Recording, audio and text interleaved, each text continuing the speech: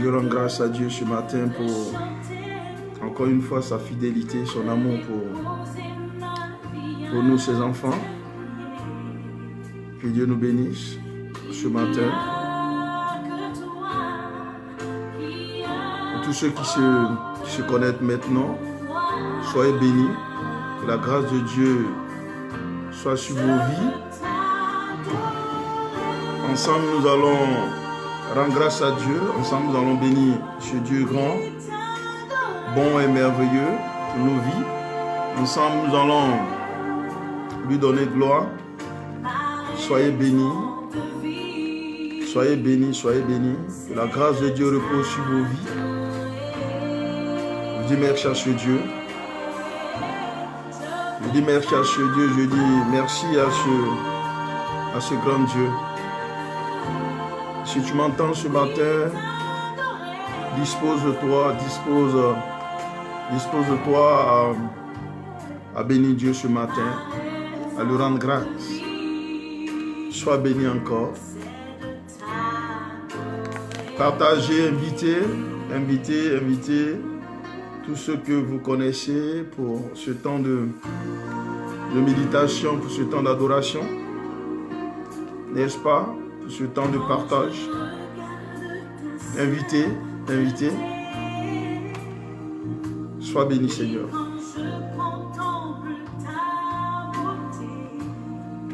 Sois béni, Seigneur.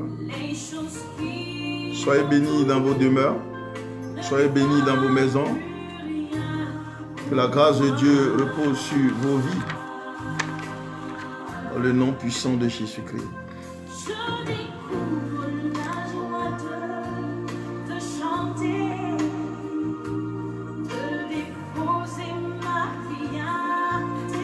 Seigneur, nous te disons merci encore ce matin pour ta grâce.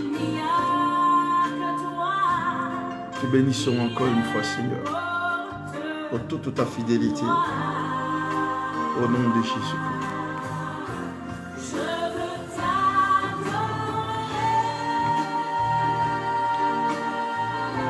Sois béni encore.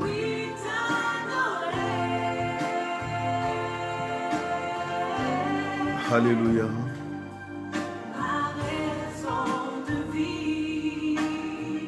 Sois béni encore.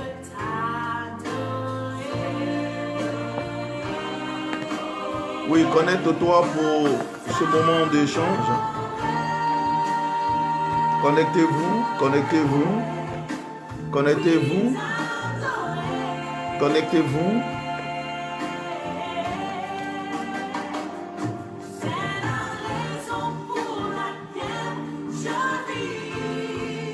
Alléluia.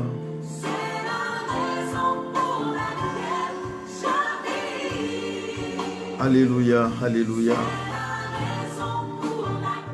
Seigneur, sois béni encore pour ta grâce ce matin. Seigneur, sois glorifié encore une fois pour ta fidélité ce matin au milieu de tes enfants. Toute la terre te bénit, toute la terre te loue, toute la terre t'exalte, toute la terre te magnifie, toute la terre te glorifie, Seigneur. Toute la terre te dit merci encore une fois pour ta fidélité. Toute la terre te dit merci encore une fois pour ton amour, ta justice. Toute la terre te glorifie, Seigneur. Sois béni encore éternellement, Dieu mon roi. Sois glorifié encore, Seigneur.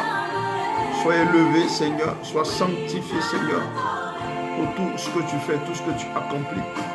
Nous voulons vraiment, Père, te bénir ce matin, Seigneur. Nous voulons vraiment, Père, ce matin te louer, t'exalter, te magnifier, te glorifier. Sois béni encore, Père. Sois glorifié encore, Seigneur, au nom de Jésus-Christ. Sois béni encore, Père. Sois glorifié, Seigneur. Oh, alléluia. Sois béni encore, Seigneur. Alléluia.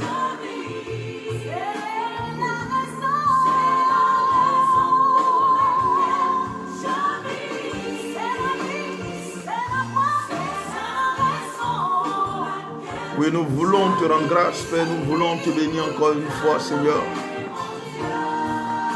Pour tout ton amour, Seigneur, Père, pour toute ta grâce que tu reprends, Seigneur, Père, sur nos vies. Nous voulons encore une fois, Père, te bénir infiniment, Seigneur, Père, pour ta présence dans nos vies, Seigneur. Oui, partage. Invite les frères, invite les sœurs à suivre vraiment ce culte, ce moment de grâce, ce moment de miséricorde que notre Dieu permet. Il est important que l'on suive cela au nom de Jésus-Christ. Alléluia. Alléluia, alléluia. Alléluia, où tu es, dispose-toi à suivre ce temps de grâce, ce temps d'échange devant la face de Dieu. Il est Dieu, il est fidèle, il est Dieu, il est fidèle et le véritable. C'est pourquoi tu lui rends grâce, n'est-ce pas? Tu lui rends grâce à ce Dieu. Tu bénis le nom de ce Dieu. Oui, prie ton Dieu, dispose-toi. Alléluia.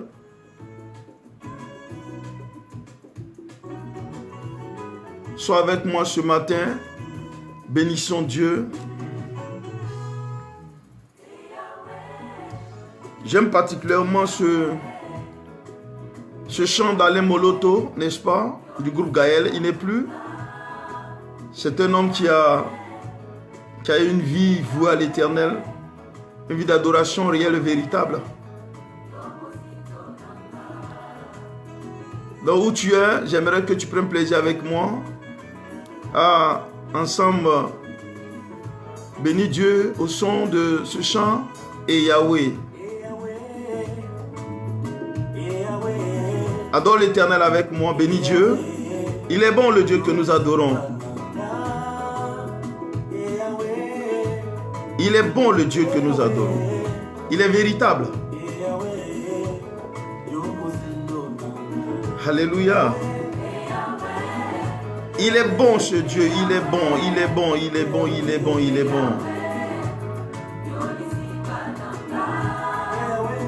Il est bon ce Dieu que nous adorons, il est bon dans nos vies.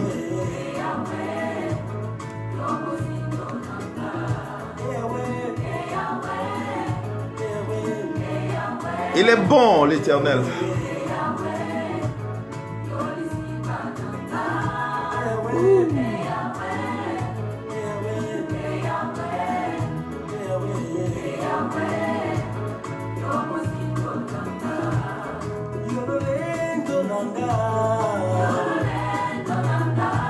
Prie avec moi, adore l'Éternel où tu es, dispose-toi,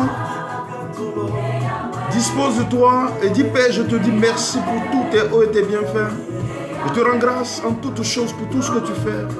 Je te rends grâce pour toutes tes bonnes choses que tu apportes dans ma vie, à la vie de ma famille.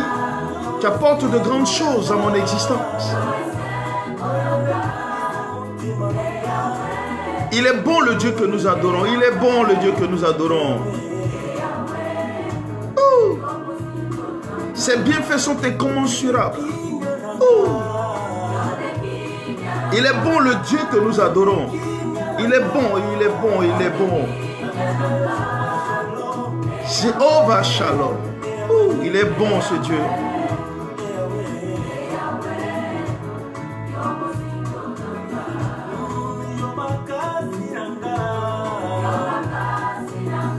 C'est Alain Moloto du groupe Gaël. J'adore personnellement ce chant parce qu'il est profond, il est fort, il est bon.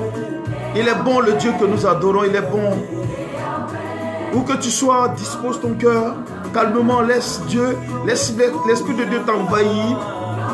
Et prends plaisir à écouter ce Dieu, prends plaisir à prendre part à ce temps d'échange, ce temps d'adoration, ce temps de miséricorde, ce temps de bonté avec Dieu. Alléluia.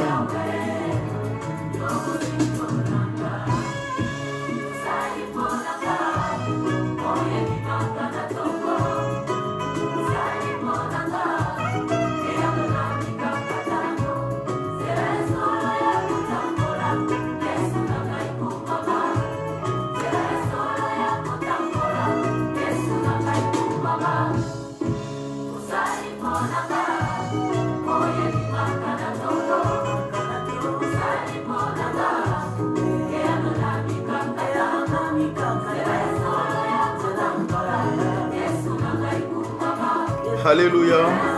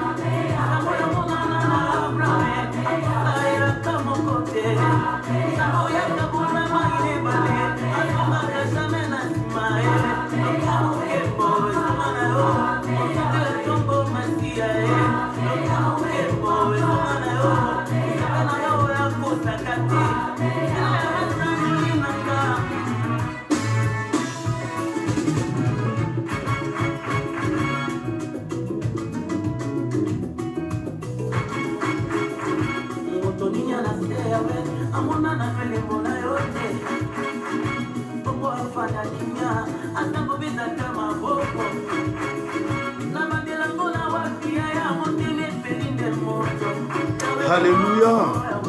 Rends grâce à Dieu. Il est bon ce Dieu. Il est bon d'être adoré. Il est bon d'être élevé, sanctifié. Il est bon d'être glorifié. Il est bon. Il nous fait du bien.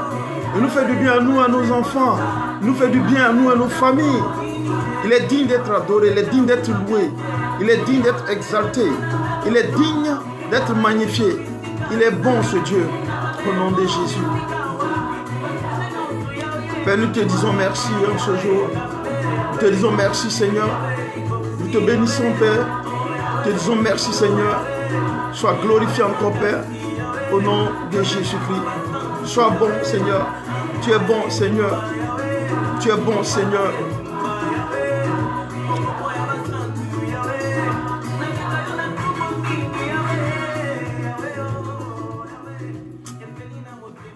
Alléluia, alléluia.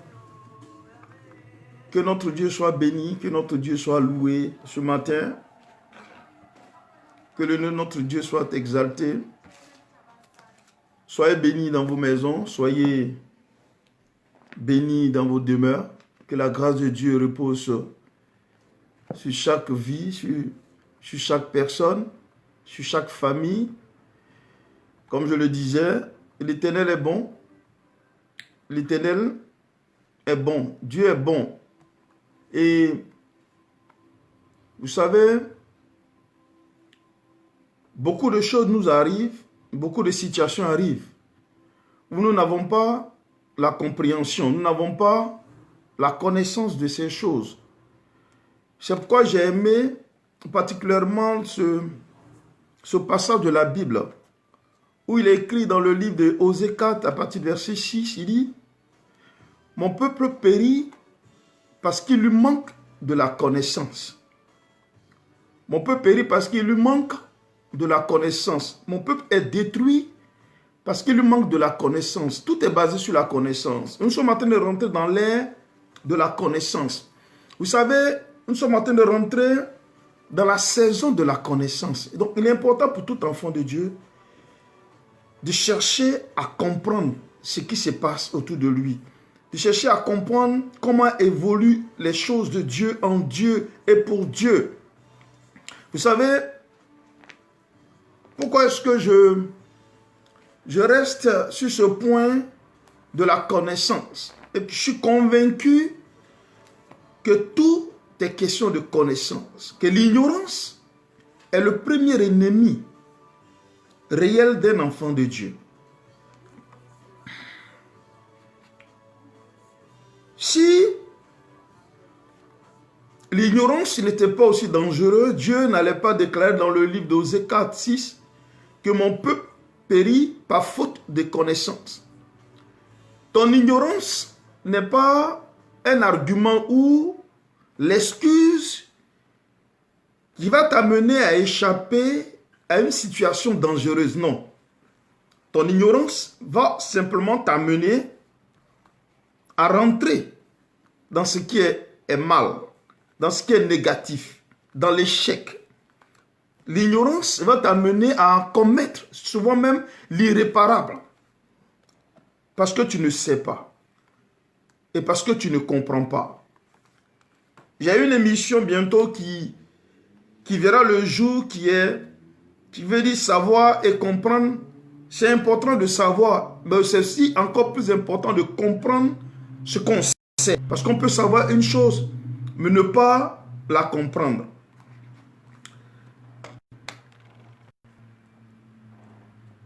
Dans ma vidéo passée, j'avais annoncé que nous allons commencer une étude sur ce que c'est que la malédiction. Sur la malédiction. Beaucoup de personnes disent la malédiction de nos pères ou la délivrance sur la malédiction familiale, la malédiction ancestrale, la malédiction personnelle. Mais c'est quoi une malédiction? Le but, ce n'est pas de faire une délivrance. Le but, ce n'est pas de dire que l'Éternel brise cette malédiction sur ta vie. Le but, ce n'est pas ça. Beaucoup de personnes ont prêché sur la malédiction en disant que l'Éternel brise cette malédiction. Mais les malédictions n'ont pas été brisées. C'est un manque de connaissance. Et nous allons commencer cette étude. Ça commence aujourd'hui. Évidemment que nous n'allons pas tout finir aujourd'hui. On ne peut pas finir parce que c'est une grande étude, n'est-ce pas? Et cela va s'étendre sur plusieurs vidéos, plusieurs moments de rencontres. Et c'est pourquoi je souhaiterais que vous partagiez cette vidéo, que vous invitiez les frères et sœurs pour étudier, pour écouter ce que c'est que cette étude, la malédiction. C'est quoi d'abord une malédiction? Parce qu'on parle de malédiction, mais c'est quoi une malédiction? Une malédiction, c'est un mal néfaste qui est voulu et qui est défini par une divinité. Ici, la divinité que nous adorons, c'est Dieu. Donc, une malédiction est un mal, en fait. Hein? C'est un mal qui est défini par une divinité. Et que ce mal est comme un malheur inéluctable. C'est-à-dire que c'est quelque chose qu'un être humain, une personne normale comme toi, moi, nous ne puissions arrêter ou effacer d'un simple geste de... parce qu'on est content, ou parce qu'on a bien chanté, ou bien parce qu'on a posé un acte, par exemple, de bienséance. Donc, on pense pouvoir enlever une malédiction. Non, une malédiction est un souhait, un désir, n'est-ce pas, d'une divinité. Ici, la malédiction, pour la première fois, nous allons savoir ce que c'est qu'une malédiction, mais dans la Bible. Donc, j'estime que la malédiction est une chose que Dieu souhaiterait que nous le sachions. N'est-ce pas? Nous sachions exactement ce que c'est qu'une malédiction. Et lorsque nous prenons la Bible dans le livre de Deutéronome 28, n'est-ce pas? À partir du verset 15. Parce qu'il est important qu'un enfant de Dieu sache ce que ça veut dire. D'autres disent que je suis maudit. D'autres disent que non, mais je ne sais pas si je suis maudit. D'autres ne comprennent pas des situations qui perdurent. D'autres ne comprennent pas des problèmes qui perdurent dans des familles. D'autres ne savent pas qu'ils ont hérité d'une malédiction. D'autres ne savent pas qu'ils ont hérité, n'est-ce pas, donc, de situations qui ont entraîné une malédiction, n'est-ce pas, non, dans leur vie, dans leur existence. Des choses et des situations qui perdurent. Et de fois, on se pose la question, mais d'où cela vient? On jeûne, on prie, mais ces choses perdurent. C'est le manque de connaissance qui amène une personne peut-être à se dire que le fait de jeûner ou de prier peut briser une malédiction. Bon, aujourd'hui, je vais emmener chacun dans la connaissance. Parce que la connaissance est à la base de la première délivrance. Lorsqu'on parle de délivrance, c'est d'abord la connaissance. Beaucoup de personnes disent, ben, le pasteur a prié pour moi, l'homme de Dieu a fait ma délivrance. Mais quelque temps après, ils reviennent et se retrouvent toujours dans la même condition. En fait, la délivrance n'a pas été faite. N'est-ce pas? En fait, la situation ne peut changer parce que ça dépend de quel type de délivrance on est censé faire. Aujourd'hui, mon message, l'enseignement que je donne n'est pas sur la délivrance, mais c'est sur la malédiction. Parce que c'est à la base de tellement de destruction.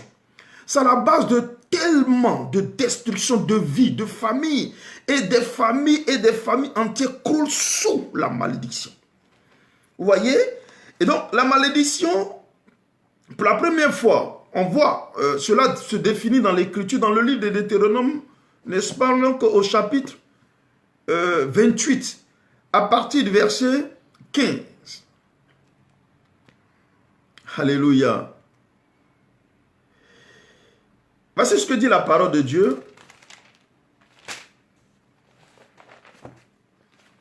Parce que beaucoup de personnes pensent que la malédiction, c'est mon grand-père qui est au village. La malédiction, c'est peut-être mon père. La malédiction, c'est peut-être ma maman. La malédiction, c'est peut-être mon oncle qui est au village que je ne connais pas. Ou bien peut-être que je connais, c'est lui qui est la source de ma malédiction. Aujourd'hui, nous allons ensemble, n'est-ce pas, donc méditer et commencer cette étude-là, n'est-ce pas, de la malédiction.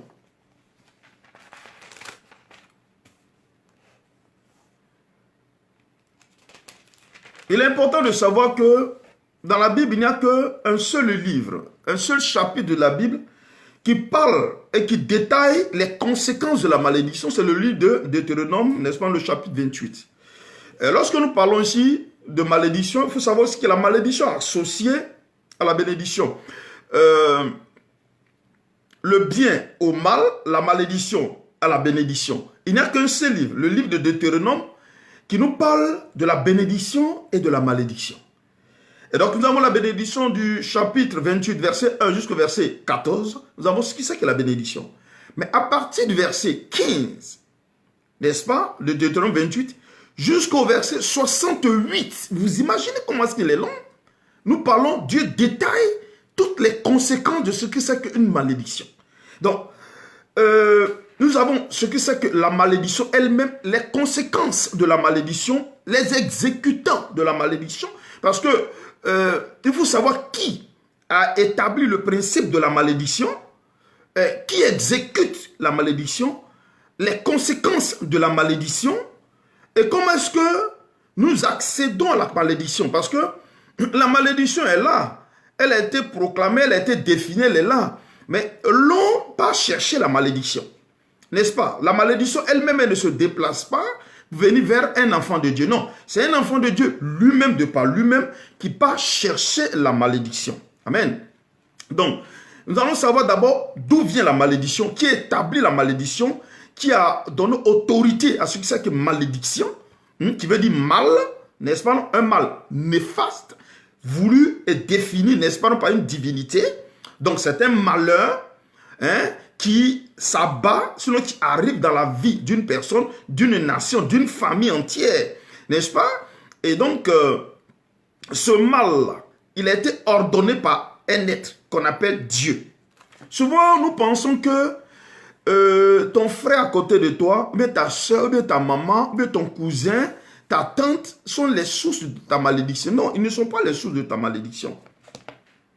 Ils ne sont pas les sources de ta malédiction. La malédiction elle-même, elle a été instituée par Dieu.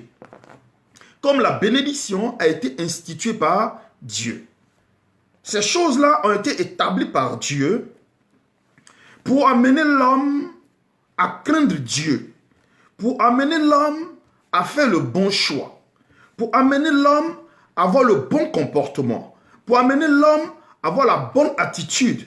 Pour amener l'homme à être responsable. Pour amener l'homme à s'éloigner de tout ce qui est méchanceté et toute forme de méchanceté. Pour amener l'homme à craindre le mal. Pour amener l'homme à craindre le péché. Pour amener l'homme à craindre Dieu. Et à prendre en compte et en considération tout ce qui définit Dieu. C'est pourquoi il est important de savoir qui institue ce que c'est qu'une malédiction. C'est pourquoi il est difficile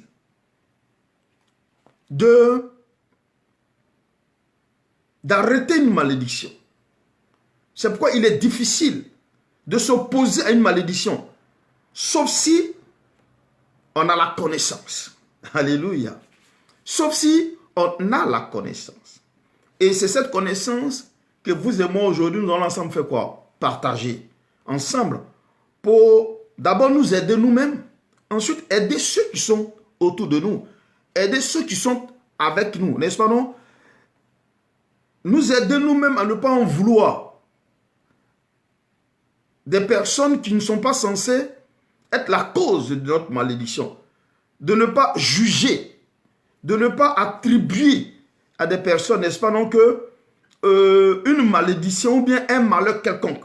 Mais à chercher à comprendre d'où cela vient. Vous savez, un bon médecin, et ce que j'aime chez les très bons médecins, lorsque tu es mal, ou bien tu as une maladie, et que tu pars voir ton médecin, la première des choses, il ne te prescrit pas une ordonnance. Ça, c'est le bon médecin.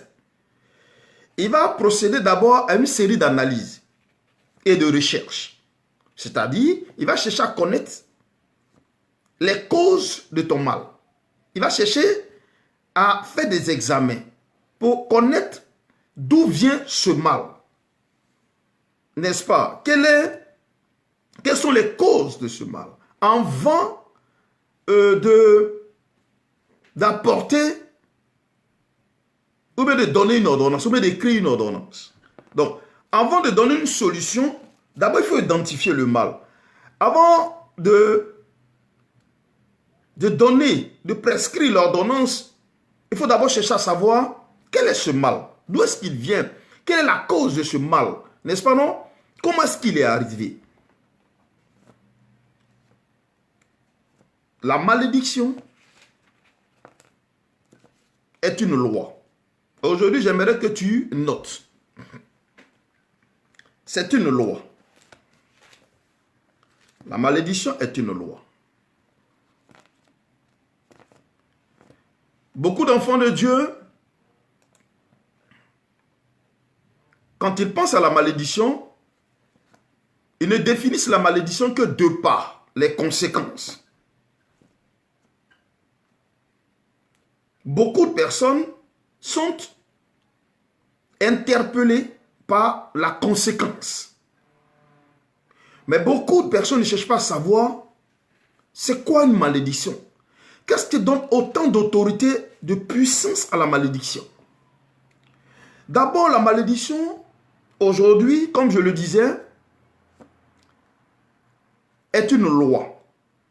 Une loi qui a été établie par Dieu. C'est pourquoi ce que nous lisons dans la Bible à partir de Deutéronome 28, à partir du verset 15, et même lorsque tu commences véritablement à partir du verset 16, c'est là que Dieu commence à énumérer les conséquences de la malédiction. Mais la malédiction elle-même instituée est une loi établie par Dieu. Cette loi se définit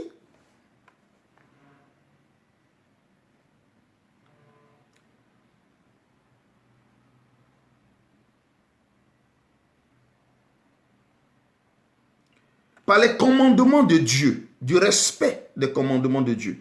Une série de commandements que Dieu a établis.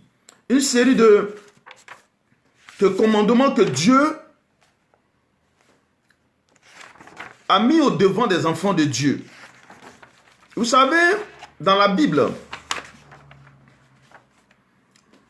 nous avons au total, et ça évidemment, comme je le disais, nous aurons à étudier encore dessus. Parce que c'est bon d'apprendre ces choses-là, parce que beaucoup d'enfants de Dieu ne le savent pas. Combien de lois que Dieu établit, n'est-ce pas, non, que dans l'Ancien Testament? Beaucoup d'enfants de Dieu ignorent toutes ces lois que Dieu a établies, n'est-ce pas? Mais comme je disais, nous allons apprendre toutes ces choses. Et Dieu nous donnera, n'est-ce pas, donc, de pouvoir grandir Nous avons dans la Bible 248 lois concernant tout ce qui est comme bénédiction. Et nous avons 365 lois, n'est-ce pas, qui concernent tout ce qui est comme malédiction. Vous imaginez combien de fois la malédiction est supérieure à la bénédiction. Nous avons 365 lois qui définissent ce qu'on appelle un principe de tout ce qui est comme vous ne ferez pas. C'est-à-dire que les commandements sont pour ce que nous sommes censés faire et ce que nous sommes censés ne pas faire. Donc, les commandements de Dieu sont définis en 613 commandements. Un jour, je suivais une vidéo où quelqu'un disait nous sommes sous la grâce. Donc, nous sommes censés pouvoir faire peut-être ce qu'on veut. Ça aussi, Dieu nous permettra, n'est-ce pas, non, que de pouvoir examiner ce que c'est qu'une grâce et les conséquences qui vont avec. Amen. Mais où je veux amener chacun à comprendre, parce que c'est une étude, comme j'ai dit, nous avons 613 commandements. Ces 613 sont divisés en deux parties. Nous avons 248 lois qui définissent tout ce que nous sommes censés faire. Et 365 lois qui définissent ce que nous sommes censés ne pas faire. Quand je suis arrivé en France, l'une des premières choses que mon conseiller juridique m'a donné de savoir, m'a dit, nul n'est censé ignorer la loi. C'est resté dans ma tête jusqu'à aujourd'hui.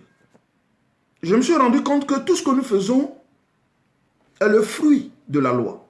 Soit la loi nous permet de le faire, soit la loi nous permet de quoi? De ne pas faire. La loi régit la vie en société et définit ce que nous sommes censés et comment nous sommes censés nous comporter dans la société. Les commandements nous donnent de savoir ce que nous sommes censés faire et ce que nous sommes censés ne pas faire. Si ces choses-là n'existent pas, ça serait l'anarchie. Donc, le fait que tu n'observes pas ce qui est défini, tu te mets dans la position de l'anarchie. Celui qui s'oppose à ce qui est règle, ce qui ordonne, ce qui protège, ce qui veille, n'est-ce pas? Donc, dans ces 365 lois, comme commandement définissant ce que nous sommes censés ne pas faire, j'invite tout enfant de Dieu quand même à aller faire quoi? Consulter cela. Il est important de chercher à connaître ces lois-là. Dans la prochaine vidéo, n'est-ce pas, donc, que je vous donnerai, n'est-ce pas, donc, l'ensemble de toutes ces lois que nous sommes censés ne pas faire, n'est-ce pas, donc, toutes ces choses que nous ne devrons pas faire. Chacun, je pense, pourrait se retrouver à l'intérieur. Et aussi tout ce dont nous sommes censés faire, c'est-à-dire que les 248 lois. Amen. Donc, la malédiction est un désir, est un vouloir de Dieu. Et c'est une loi. C'est pourquoi on ne peut pas ôter une malédiction. Mais on peut casser une malédiction. Notez. On n'ôte pas une malédiction, mais on casse une malédiction. C'est pourquoi la Bible déclare que l'onction brise le joug. Le joug de la malédiction.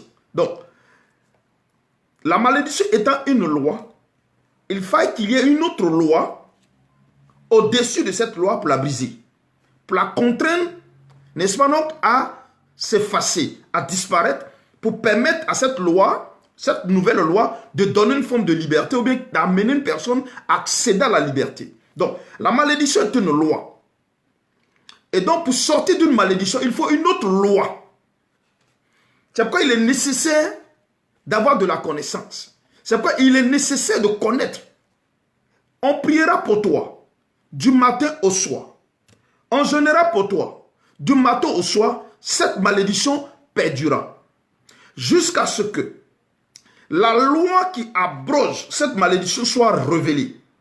Et qu'à partir de cette loi, n'est-ce pas, au devant du trône de gloire, l'on revendique le droit.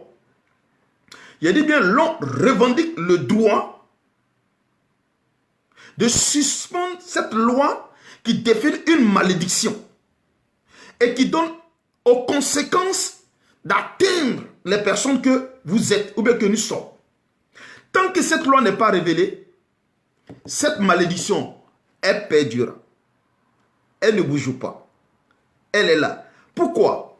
Parce que toute parole vient de Dieu. Et la parole est éternelle. La Bible déclare que Dieu déclare que je vais sur ma parole pour l'accomplir.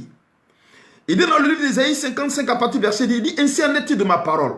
Elle ne revient point à moi sans avoir compris les raisons de pourquoi est-ce qu'elle a été annoncée. Donc, si Dieu dit que l'homme sera maudit parce qu'il a commis tel acte, il sera maudit.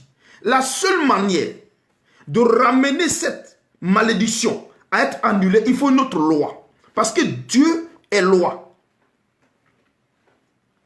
Dieu est loi.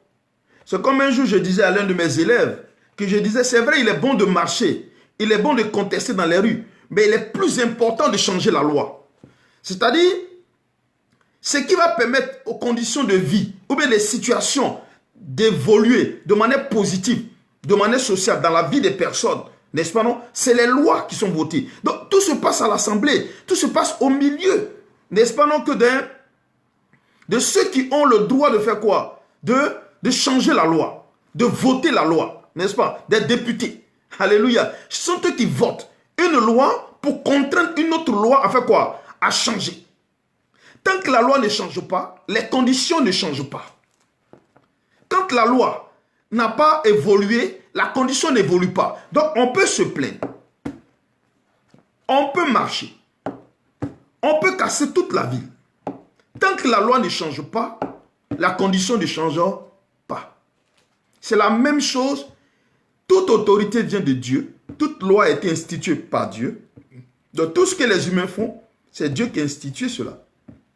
Donc, tout ce que nous faisons et que nous voyons faire au milieu de nous, ce n'est pas de nous, mais c'est Dieu qui a institué ces choses. Donc, sachez d'abord, avant que nous-mêmes, nous ne mettions en pratique, ou bien nous ne régissons notre mode de vie par des lois, des principes, des ordonnances, des commandements, il faut savoir que c'est Dieu d'abord qui a institué ce qu'on appelle une loi. C'est très important. Donc, rien de ce qui nous arrive ne nous arrive sans la loi. Tout est défini dans la loi, tout est défini dans les commandements de Dieu. Donc, si l'on dit non, j'ignore les commandements de Dieu, j'ignore la loi de Dieu, tu te fous, comme on dit, un doigt dans l'œil. Tu es en train de te faire mal. C'est pourquoi il dit dans le livre de Osée, et je répète toujours, et je reprends toujours ce verset. Osée chapitre 3, Osée chapitre 4 à partir du verset 6, il dit, mon peuple périt parce qu'il leur manque la connaissance. Mon peuple est détruit parce qu'ils n'ont pas la connaissance. Donc ça veut dire tout est dans le connaître. Si tu ne connais pas, si tu ne sais pas, tu te mets en danger. Donc, avant d'aller prier, avant d'aller jeûner, cherche d'abord à faire quoi? À connaître. Cherche d'abord à comprendre. Quand tu aurais maintenant connu et compris ce qu'il en est, maintenant va jeûner. Maintenant va prier. Amen. Ainsi, tu sais pourquoi tu jeûnes, tu sais comment tu jeûnes, tu sais comment tu pries, quelles sont les paroles que tu déclares, sur quelle base est-ce que tu déclares ces paroles.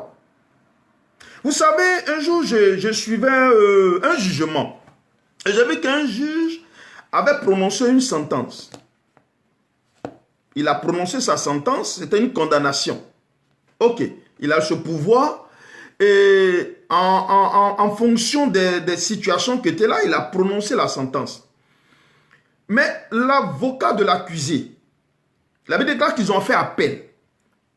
Et en faisant appel, et cette situation allait jusqu'à ce qu'on appelle la cour de cassation. C'est dans ce mouvement que j'ai découvert ces choses. La cour de cassation, en fait, c'est une cour qui est capable de casser le jugement d'un juge. Mais, comment ça se passe dans la cour de cassation? En fait, l'avocat qui fait appel, il est censé aller chercher dans la loi, dans les textes de loi, une loi qui appuie ou bien qui soutient son client. Et trouve aussi des preuves, de nouvelles preuves, qui vont soutenir la loi qu'il a trouvée, c'est-à-dire que ces passages de loi, ou bien ces textes de loi, et avec toutes ces informations, l'avocat, par contre, la loi qui est condamnée son client. Parce que très souvent, on pense que le juge est le créateur de la loi. Non, le juge est un exécutant. Il prononce une sentence. Mais il n'est pas créateur de la loi. Il n'est pas celui qui a le pouvoir n'est-ce pas, non, que de décider de quoi est-ce que là. Non, non, non, non. Un jugement est défini par la loi. C'est pourquoi il pourrait dire article numéro tant, loi numéro tant, tant, tant, déclare, en vertu de tant, tant, tant, tant, de telle situation présentée, cette loi condamne telle personne à telle peine de prison. Donc ce n'est pas le juge qui te condamne, mais c'est la loi qui te condamne. Donc si tu es maudit, c'est la loi qui t'a maudit. C'est la loi établissant et définissant ce qu'on appelle la malédiction qui te maudit. Mais ce n'est pas celui qui va exécuter. C'est pourquoi il est important de savoir ce que ça veut dire. Il est important de savoir ce que ça veut dire pour que de toi-même,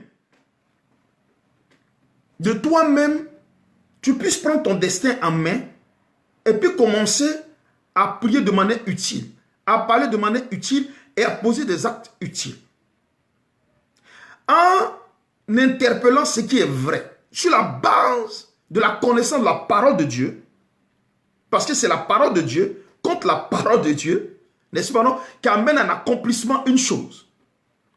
Je dis et je répète, Dieu est loi, il est ordonnance, il est commandement, il est précepte.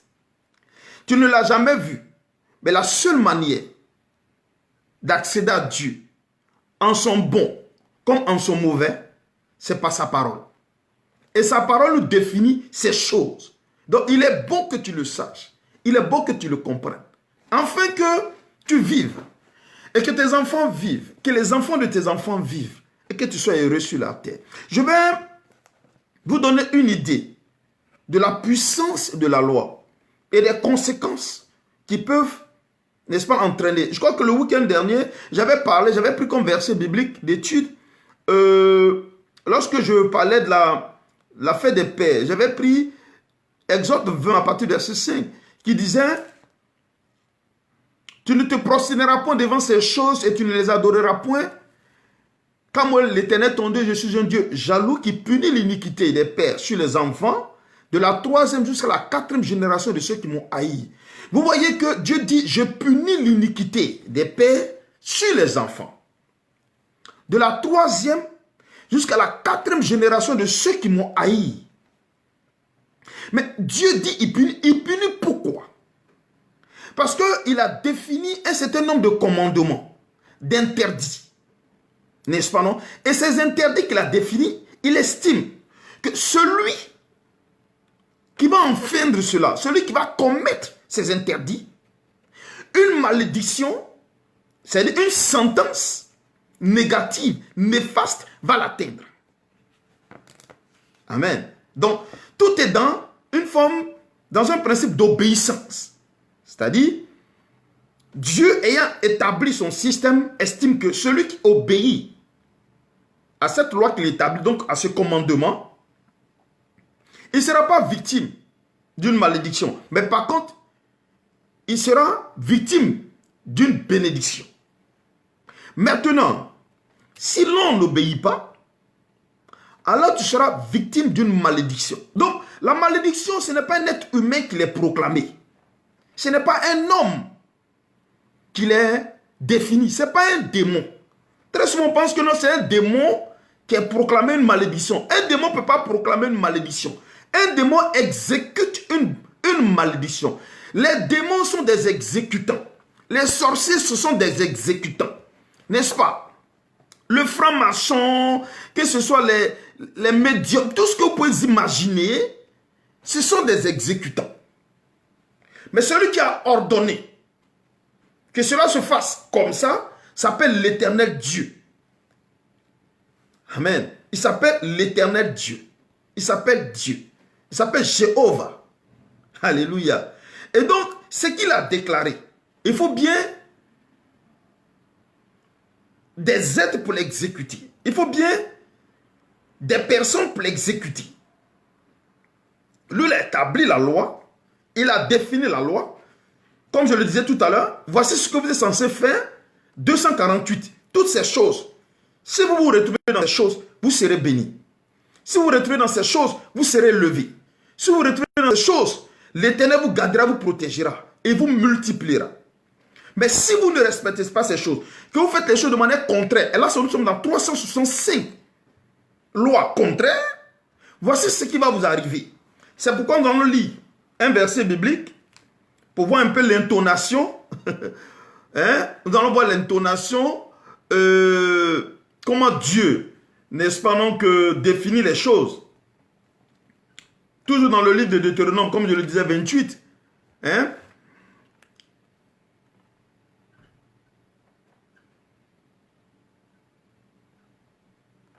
Amen. Comme je le disais tout à l'heure dans le livre de Deutéronome, à partir de 28, à partir du verset 15, il dit 28 à partir du verset 15. Je pense que tu as ta Bible devant toi. Donc prends ta Bible, parce que nous sommes là pour étudier, pour bien comprendre. Parce que le but c'est de bien comprendre. Il dit, mais si tu n'obéis point à la voix de l'Éternel ton Dieu, si tu n'observes pas et ne mets pas en pratique tous ses commandements et toutes ses lois que je te prescris aujourd'hui, voici toutes les malédictions qui viendront sur toi et qui seront ton partage. Waouh, ça fait peur. Il dit, toutes ces malédictions seront ton partage. Celui qui dit ça, ce n'est pas un démon, ce n'est pas un sorcier, ce n'est pas un être humain, c'est Dieu qui le dit. Donc très souvent, lorsqu'on a certains problèmes, il faut éviter de regarder dans la figure des autres, des hommes. Il faut éviter de chercher des coupables. Il faut éviter de chercher à attribuer son malheur à X ou Y. Quand une chose t'arrive, enfant de Dieu, quand une chose se présente, au lieu de chercher à droite et à gauche qui est coupable de mon problème, lève les yeux vers Dieu. Parce que c'est de là que vient le problème. Il n'est pas le problème. Lui, il a établi son monde. Il a établi les règles de son monde. Donc, s'il y a un problème sur ta vie et que tu constates autour de toi, au lieu de chercher des coupables à gauche et à droite, lève d'abord les yeux. Seigneur, tu es Dieu en toutes choses. Car tout ce qui a été créé par toi. C'est toi qui permets le vouloir et le faire. Si une chose est bien, cela vient de toi. Si une chose est mal, cela a été défini par toi. La vie et la mort sont entre tes mains. Tel est mon malheur, telle est ma situation, tel est mon problème. D'où cela vient-il? C'est à Dieu qu'il faut interroger. C'est l'Éternel qu'il faut interroger. Parce que lorsque tu es envers celui qui est à droite, tu t'attends de commettre encore le mal. C'est pourquoi je dis, il est important de chercher à connaître. il est important de chercher à connaître les 365 commandements qui définissent ce qui est interdit. Il faut chercher à les connaître. Parce que des fois, tu peux en vouloir à ta pauvre maman parce qu'elle est vieille. Parce qu'elle est vieille.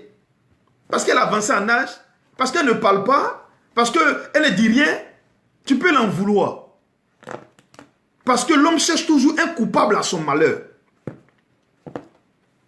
Avant de chercher et d'attribuer ton malheur à X ou Y, d'abord lève les yeux vers l'Éternel, vers Dieu. Parce que c'est lui qui établit toutes choses. Et c'est lui qui sait d'où vient ton malheur. Qui en est l'auteur? Parce que lui, il a défini le paramètre. Ou comment est-ce que les choses doivent se passer. Donc, qui a fauté? Ça peut ne pas être toi. Mais Dieu est censé te révéler ces choses pour que ton innocence te garantisse la vie. C'est pourquoi il est important de connaître pour comprendre. Alléluia.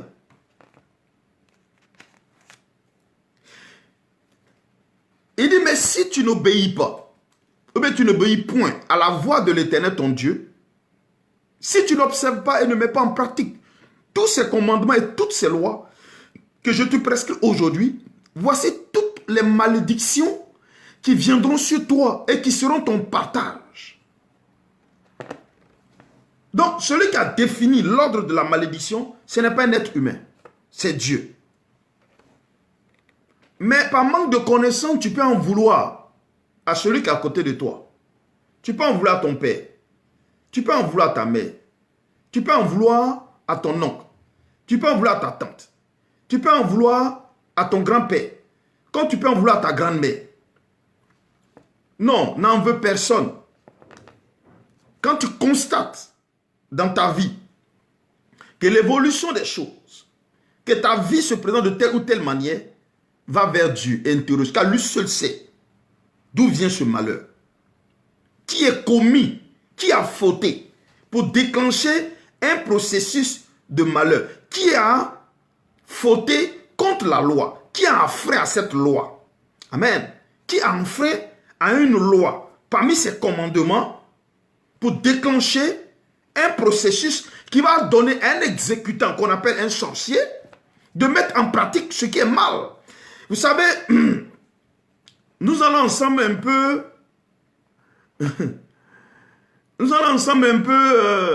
lire quelques lignes de la malédiction. Parce que souvent, on ne sait pas qu'il y a des choses qui nous arrivent, mais des fois on se pose la question, mais est-ce que ça c'est une malédiction ou pas?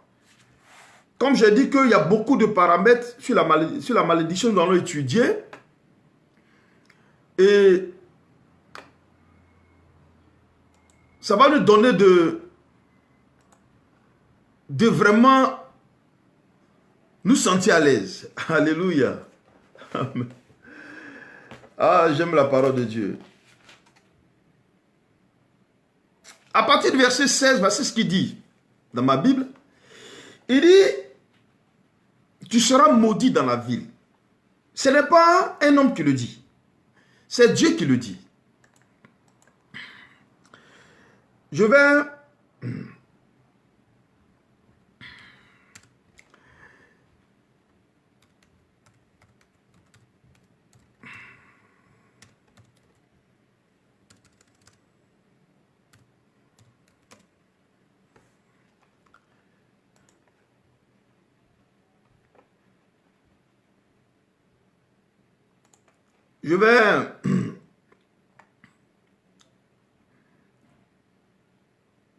À partir du verset 16, il dit,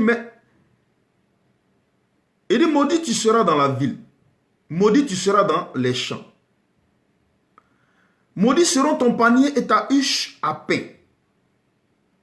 Maudits seront le fruit de tes entrailles et le fruit de ton sol, tes vaches pleines et tes brebis mères. Il dit, maudit seras-tu quand tu entreras, maudit seras-tu quand tu sortiras. Il dit, et ça fait peur, il dit, le Seigneur enverra contre toi malédiction, panique et menace dans toutes tes entreprises, jusqu'à ce que tu sois exterminé et que tu disparaisses au plus vite, à cause de la perversité de tes actions, car tu m'auras abandonné. Vous savez, et ça, du verset 15 jusqu'au verset 68, il est important que tu aies cela devant toi pour lire, pour savoir ce que ça veut dire. Parce que beaucoup d'enfants ne lisent pas. Il faut aller lire. Il faut aller lire la liste de tous les malheurs qui sont censés t'arriver.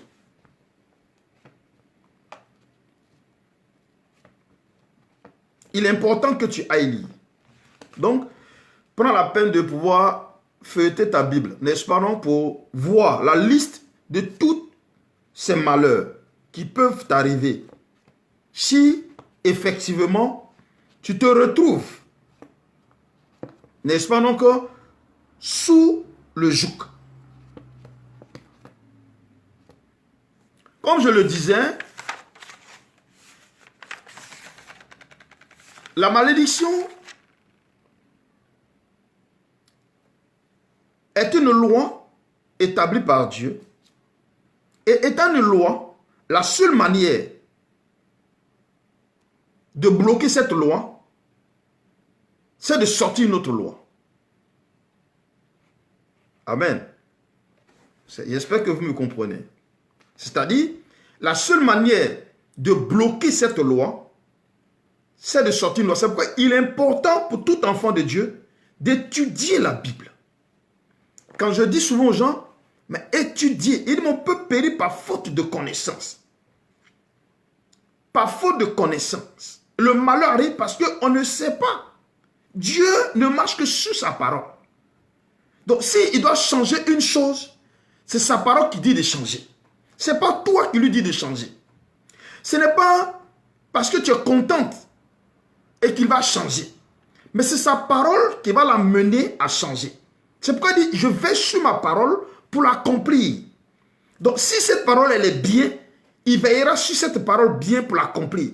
Si cette parole, elle est mauvaise, il veillera sur cette parole mauvaise pour l'accomplir. Donc, qu'elle soit bonne ou mauvaise, Dieu veille sur les deux. Donc, si on est victime, il faut aller dans la loi. C'est pourquoi il dit souvent, est-ce que les enfants de Dieu savent prier? Il y a prononcé beaucoup de paroles, et puis il y a prié par la connaissance de la parole. C'est deux choses différentes. Souvent on prie par émotion, ou c'est des multitudes de paroles qui sortent de nos bouches. Or, ce ne sont pas les multitudes de paroles qu'il faut déclarer, mais c'est plutôt la connaissance de la parole exacte qu'il faut présenter devant Dieu. Vous savez, lorsqu'un avocat se trouve devant le juge, avant de faire sa plaidoirie, il va sortir les différentes lois qui sont censées soutenir ce qu'il est censé dire. Ces lois sont censées donner pouvoir à ce qu'il est censé dire. Donc avant d'aller devant Dieu, avant de te mettre en genoux devant Dieu, pour prier Dieu par rapport à une situation, par rapport à un problème, apprends d'abord à connaître la parole elle-même. Parce que ce n'est pas parce que tu dis beaucoup de paroles, ce n'est pas parce que tu enchaînes des paroles que la situation change. C'est faux. C'est pourquoi tout à l'heure il a donné l'exemple. Il a dit le fait de marcher dans la rue, de casser, ne change pas une loi. Une loi, ça se change à l'Assemblée. On vote des lois. Amen. Quand une loi qu'on estime, non pas qu'elle n'est pas bonne, mais qu'elle n'arrange pas la situation, on va voter une autre loi pour contraindre l'ancienne loi, n'est-ce pas, donc à se soumettre à cette nouvelle loi qui donne de nouvelles prérogatives, qui offre un nouveau champ d'action. Donc, ce qui n'était pas possible hier, à cause de cette nouvelle loi, ça devient possible. Donc, ce qui change, c'est la loi. Mais ce ne sont pas les cris, les pleurs, les lamentations. Non, non, non, non, non. C'est pourquoi il dit, mon peuple périt par faute de connaissance. Il dit, ce n'est pas la multitude de paroles. Ce n'est pas parce que tu as beaucoup parlé. Ce n'est pas parce que tu as beaucoup prié. Ce n'est pas parce que tu as beaucoup pleuré que la situation a changé. Non, c'est parce que la révélation t'a été donnée. Alléluia. C'est parce que la révélation t'a été donnée. Je vais vous donner un exemple encore pour que vous puissiez encore mieux comprendre que même lorsque un homme de Dieu vient, il dit, voici ce que Dieu me donne de te dire comme révélation. Parce qu'il aurait reçu une parole de l'Éternel pour ta vie. Et quand tu ne vois pas ces choses s'accomplir, il ne faut pas en vouloir à l'homme de Dieu.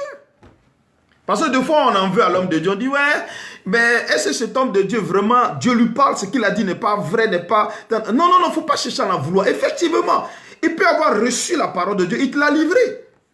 C'est un exécutant, c'est un canal par lequel Dieu est passé pour te donner une parole. Mais si ça n'a pas encore marché, ce n'est pas lui qu'il faut, vers lui qu'il faut aller. Ce n'est pas lui qu'il faut blâmer. Va d'abord vers Dieu pour chercher à connaître pourquoi la parole qu'il a donnée ne s'accomplit pas. Ça veut dire que quoi? Dieu bénit tous les jours. Dieu exauce toute prière. Dieu amène toujours à l'accomplissement toutes choses. Mais si c'est bloqué sur ta tête, c'est une loi qui bloque cette bénédiction. Vous savez, de vous à moi, vous serez d'accord avec moi, que si les policiers vont dans la rue et qu'ils bloquent des manifestants, ce n'est pas forcément de leur propre désir ou de leur propre volonté, mais c'est un ordre qu'ils ont reçu. Cet ordre est basé sur une loi. Et sur cette loi, on leur donne un ordre et qu'ils vont exécuter. N'est-ce pas, non? C'est ce qui leur donne de se retrouver dans la rue et de bloquer des manifestants. Sinon, si c'est de par lui-même, en tant qu'être humain, te dira, je n'irai pas. Mais c'est son travail. C'est un exécutant. Donc, il va dans la rue pour accomplir et exécuter une loi. C'est la loi en assemblée qui définit que lorsque des personnes sont dans la rue, ils marchent, il faut peut-être une brigade anti-émeute pour venir faire ceci. Ils ont le droit de faire ceci, ils ont le droit de faire cela. Donc ce n'est pas de par leur propre chef qu'ils l'accomplissent, mais au nom de la loi.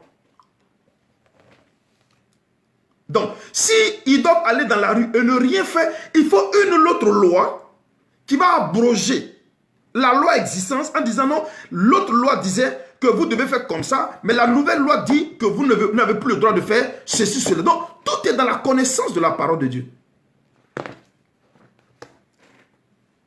Beaucoup de situations perdues parce qu'il n'y a pas la connaissance. Beaucoup de situations existent parce que c'est un problème de manque de connaissance. À partir du moment où la connaissance est acquise, tu sauras comment prier, tu sauras comment parler et tu sauras exactement quel acte poser, comment le présenter. Vous savez, dans la Bible, il y a un homme du nom de Gédéon. Dans le livre des Juges, au chapitre 6. Cet homme aimait Dieu. Mais il était très pauvre et Dieu le choisit, n'est-ce pas, non, pour être celui qui va diriger le peuple d'Israël dans un combat. La Bible déclare que Dieu lui a manifesté toute sa présence. Dieu lui a fait comprendre qu'il était avec lui. Dieu a fait savoir à Gédéon qu'il est le Dieu dans sa vie. Mais avant que Gédéon n'aille au combat, alléluia, dans le livre de Juges 6, pour celui qui a sa Bible, il peut ouvrir le livre de Juges 6, n'est-ce pas, dans le livre de Juges 6, avant que Gédéon ne se mette en marche pour aller au combat, pour aller accomplir la volonté de Dieu. La Bible déclare que dans le verset 25, n'est-ce pas, Juge, chapitre 6, à partir du verset 25, n'est-ce pas, la Bible déclare que dans la nuit, l'Éternel dit à Gédéon, prends le jeune taureau de ton père et un second taureau de 7 ans, renverse l'autel de Baal qui est à ton père et abat le puits sacré qui est dessus.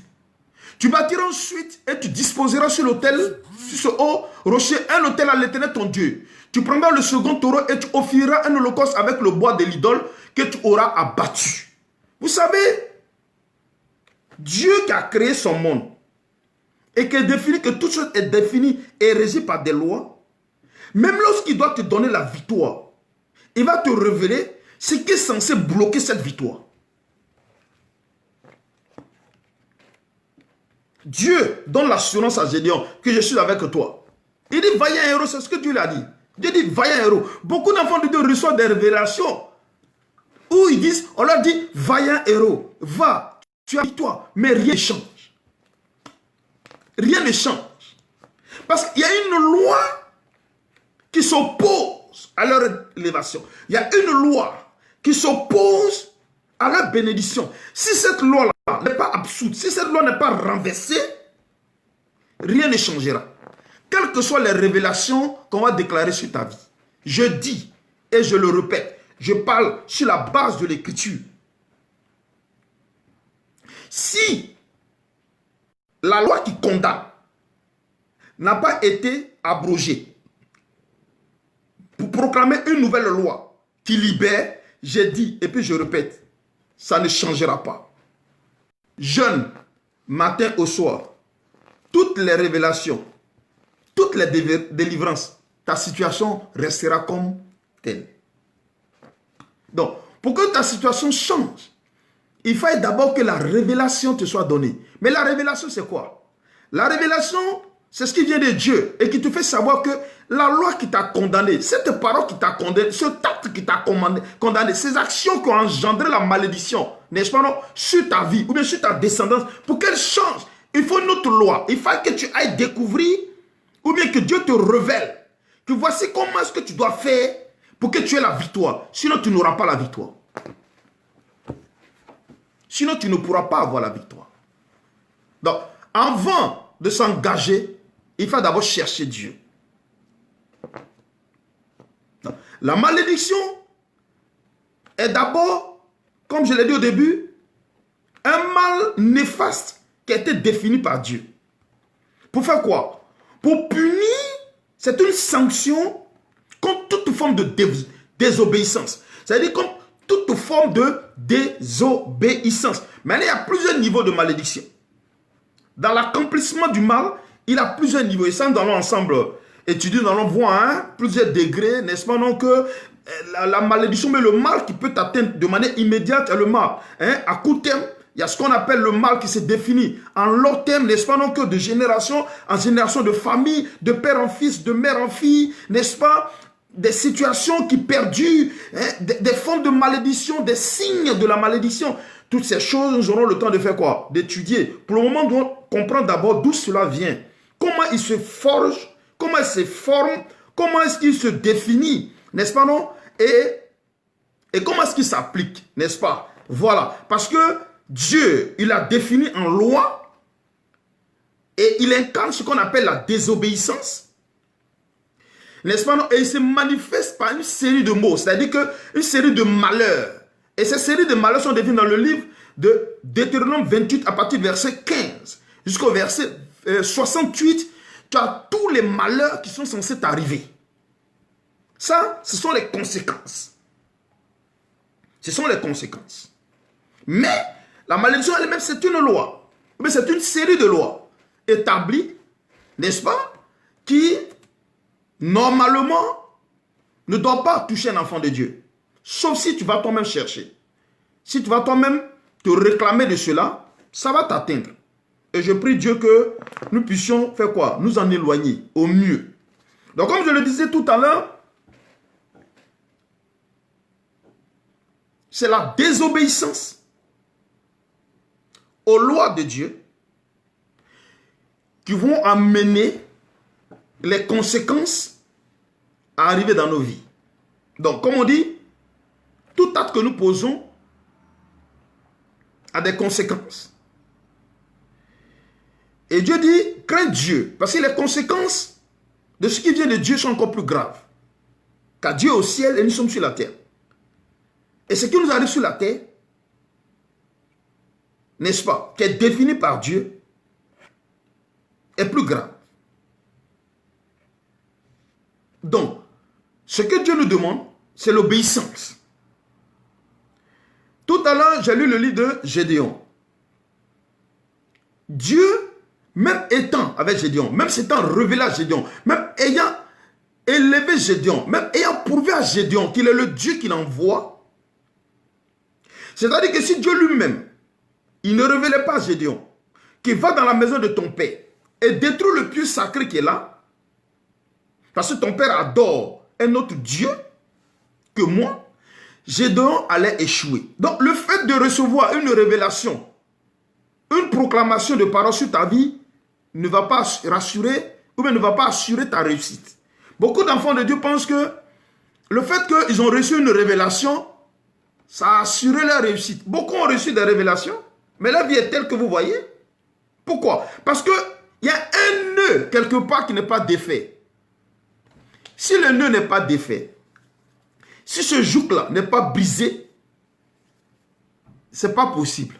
La bénédiction ne va pas arriver. Amen. Donc, pour que la bénédiction puisse arriver, il faut briser cette loi. La loi qui va empêcher cette bénédiction de faire quoi? D'arriver. La loi qui va renverser ce qui condamne, ce qui détruit, ce qui donne le droit aux exécutants d'appliquer la sentence. Parce que si vous ne le savez pas, ce sont les exécutants qui appliquent la sentence. Et nous sommes très souvent victimes de ces exécutants. Beaucoup pensent que Satan a un pouvoir. Satan n'a aucun pouvoir. Le sorcier n'a aucun pouvoir. Mais ce sont des exécutants de Dieu. La Bible déclare qu'ils accomplissent la volonté permissive de Dieu. Ça veut dire que quoi? De manière directe, ils accomplissent le désir et la volonté de Dieu. Donc, si le sorcier vit, il est vit pour une raison. Si le démon existe, il existe pour une raison. La Bible déclare que Dieu a permis qu'il y ait le méchant pour le jour du malheur. C'est-à-dire le méchant existe pour le jour du malheur. Amen. Il faut que quand Dieu aurait décidé que la malédiction, les conséquences de cette malédiction, à cause de ta désobéissance, doivent t'atteindre, il faut le méchant. Il faut une personne dont le cœur est méchante. Il faut une personne ou bien un être méchant pour amener un accomplissement ce malheur-là dans ta vie. Donc, ce n'est pas du sorcier, il faut avoir peur. Ce n'est pas du démon, il faut avoir peur. Mais il faut avoir peur de Dieu. Alléluia. Souvent, on a peur du sorcier. Tu as peur du démon. Non, le démon ne peut t'atteindre. Le sorcier ne peut t'atteindre si Dieu ne le permet. Si ce que Dieu a défini, c'est Dieu qui est permis, c'est Dieu qui dit, en vertu de cette loi, n'est-ce pas que j'ai établi, et lui dans sa désobéissance, ayant enfreint cette loi, voici les conséquences qui sont censées faire quoi? L'atteindre. Alors toi, le démon, tu peux l'atteindre. Qui va aller pour atteindre cet homme? Pour amener un accomplissement cette sentence dans sa vie. Parce qu'il a enfreint à ma loi. Voici comment les choses se passent. C'est pourquoi je veux te dire, mon frère, ma soeur, n'aie pas peur du sorcier ni du démon. Depuis que la terre existe, Satan est là. Depuis que la terre existe, les démons sont là, les sorciers sont là. Mais pourquoi Dieu ne les détruit pas? Pourquoi est-ce qu'ils vont, ils viennent? Parce que Dieu les utilise pour accomplir le malheur dans ta vie, dans ma vie. Si nous n'observons pas et nous ne mettons pas en pratique ces lois et ces commandements, si nous ne respectons pas cela à cause de la méchanceté de l'homme, tout est à cause de la méchanceté de l'homme, à cause de l'irresponsabilité de l'homme, à cause du mépris de l'homme pour l'homme, à cause de cette nature de dominer, de faire du mal à l'autre. C'est pourquoi Dieu a régi ces choses. Les lois, ce sont des règles. Les lois définissent des règles de vie. Mais il y a toujours quelqu'un qui va chercher à faire plus mal à l'autre. Oh, Dieu a défini les règles de vie. Et si nous les observons simplement, nous sommes à l'abri. Donc, ma soeur, mon frère, aujourd'hui, ce que je veux te faire connaître et comprendre, c'est que la malédiction est établie par Dieu, c'est une loi. Et lorsqu'on enfreint une loi, c'est-à-dire par désobéissance, il y a une conséquence qui est censée faire quoi? Arriver. La série des conséquences, comme je le disais, est définie dans le livre de Deutéronome, le chapitre 28, à partir du verset 15 jusqu'au verset 68. Vous avez tout ce qui peut arriver à un être humain sur la terre des hommes. Les exécutants sont ceux qui vont amener en accomplissement ce malheur sous le droit, sous l'autorité de Dieu. Sous l'ordre de Dieu, ils vont amener en accomplissement ce malheur dans la vie d'un enfant de Dieu. Donc, le sorcier va les trier. Oh Seigneur, garde-nous. Il va les trier parce qu'il est méchant. Il va aller dans le lot de toutes les malédictions que Dieu a définies, tous les malheurs que Dieu a définis. À partir du verset, comme je le disais, verset 15 jusqu'au verset 68, il va regarder dedans ce qui peut te faire comme mal. Et ce qu'il va faire va arriver. Pourquoi? Parce que c'est Dieu qui a donné cet ordre-là. C'est Dieu qui a dit va et tu réussiras à lui faire du mal. Parce que je désire cela ainsi. Parce qu'il n'a pas respecté mes lois, il a enfreint mes commandements, alors cela va lui arriver. Et quand le sorcier vient le faire, ça lui réussit. Ça lui réussit. Et il réussit à t'atteindre. Il réussit à atteindre ta descendance. Il réussit à atteindre tes enfants. Il réussit à atteindre tes activités. Il réussit à atteindre tes projets. Il réussit à atteindre ta personne. Il réussit à atteindre ta santé. Pourquoi? Parce que cet ordre ne vient pas de lui, mais ça vient de Dieu. C'est Dieu qui dit, va, fais-le, et ça va réussir. C'est pourquoi il est important aujourd'hui de savoir que la malédiction ne vient pas des hommes, mais la malédiction vient de Dieu. Les règles qui définissent la malédiction viennent de Dieu. C'est lui qui établit ces règles-là. Seulement, il a mis au devant de nous ce qui est bien que nous sommes censés faire. Et comme je l'ai dit, il y a 68 que nous sommes censés bien faire. Et chacun se doit de connaître ces choses.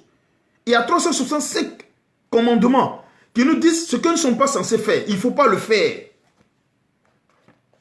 Si tu fais ces choses, le malheur t'atteindra. Donc, bien aimé, Aujourd'hui, nous ouvrons, n'est-ce pas, donc, cette étude sur la malédiction. Aujourd'hui, c'est de savoir ce que c'est qu'une malédiction. Et d'où vient la malédiction? Qui est l'instigateur de la malédiction? Ce ne sont pas les hommes. Ce n'est ni ton père, ce n'est ni ta mère. Donc aujourd'hui, il ne faut pas l'en vouloir sans aucune raison. Non, il ne faut pas l'en vouloir. Parce que s'il y a une malédiction dans ta famille, s'il y a des situations que tu ne connais pas, ou bien que tu ne comprends pas, il ne faut pas en vouloir à ta mère, ou à ton père, ou à ton frère, ou à ta soeur, ou à ton homme. Sans que tu ne t'en rendes compte.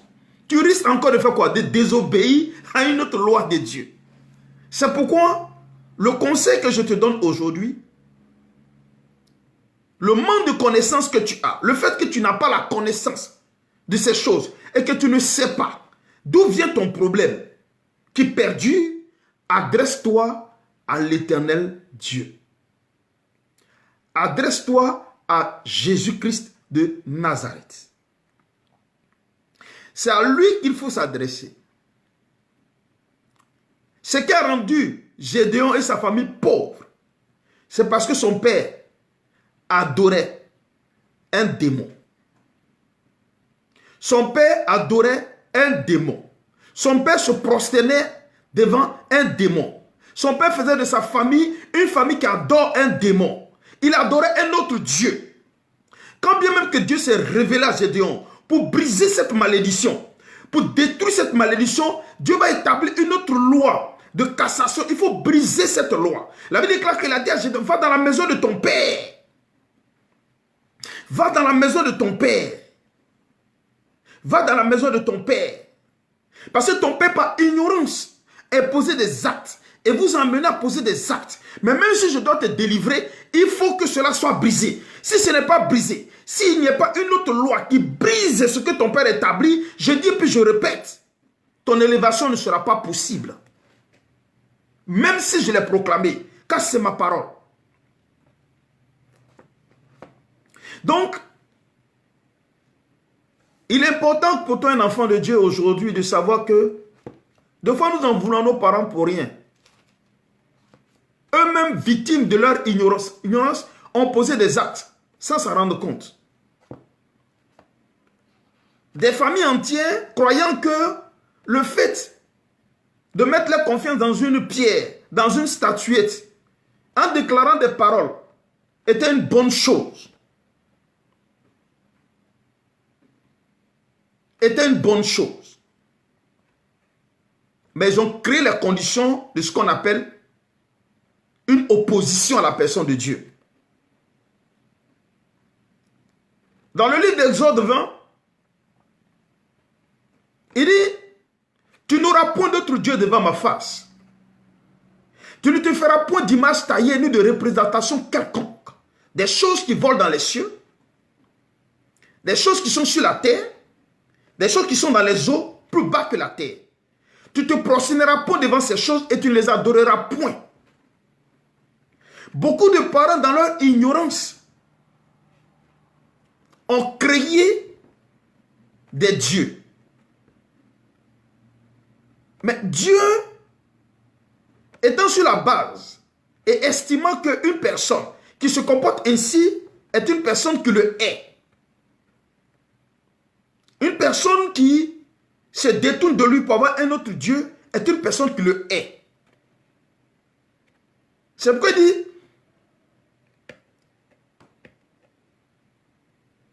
j'ai puni l'iniquité des pères sur les enfants, de la 3e jusqu'à la 4e génération de ceux qui m'ont haï.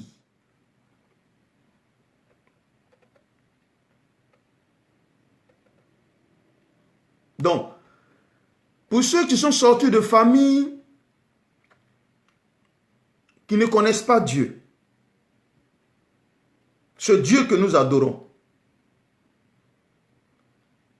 des familles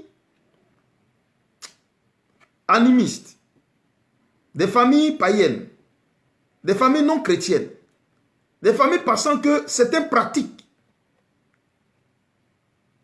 selon eux, leur connaissance des choses de la vie, estimaient que c'était de bonnes choses. Aujourd'hui, je vais te faire savoir que c'est en aversion à Dieu Parce que Dieu estime qu'il n'y a pas d'autre Dieu que lui seul. On n'adore pas Dieu à travers un bois. On n'adore pas Dieu à travers un mouton. On n'adore pas Dieu à travers une montagne. On n'adore pas Dieu à travers une calebasse. On n'adore pas Dieu à travers des échappes rouges. On n'adore pas Dieu à travers une rivière. On n'adore pas Dieu à travers une statue. On n'adore pas Dieu à travers un poster. On n'adore pas Dieu à travers une gravure. Dieu n'est pas dans ces choses. Et quiconque a ces choses, c'est le premier interdit. Si dans ta vie, dans ta maison, il existe certaines choses, il faut les détruire aujourd'hui.